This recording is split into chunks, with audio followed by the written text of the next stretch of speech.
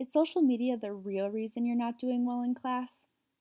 Have you ever wondered why you just don't do well on a test when you thought you studied exhaustively? Have you ever been in the middle of a test when you can't remember an answer even though you know you studied it? It could be that you're not as good at multitasking as you thought. According to a research study conducted by Calderwood in 2014, multitasking is getting to be more and more popular amongst students. The study hypothesized that the increase of multitasking is due to the advances of technology and having the internet at our fingertips. Multitasking while studying has been shown to decrease the amount of knowledge retained during the time that you studied. Simply speaking, while you might think that you're remembering all the information you're studying, your brain isn't actually storing it into your memory. This information was presented within a study published by Poschler and his team in 2013.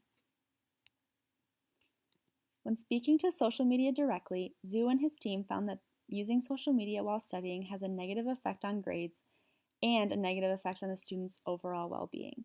This study found that there was more stress and negative consequences to multitasking with social media than multitasking with other things. My own research supported these ideas. I conducted a study on college students' multitasking habits by surveying 10 college students of various grade levels.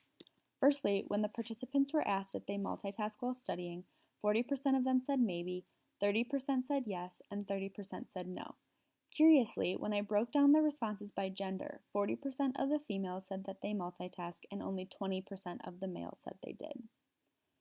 The participants were then asked how often they multitask and what it is they do when they multitask. Half of the respondents rarely check their social media while studying, which was categorized as checking every 45 minutes to an hour, and half of the respondents often check their text messages while studying, which was categorized as checking every 10 to 20 minutes. As reported by my 10 participants, the most common activities that are used to multitask were listening to music, eating, texting, and Snapchatting.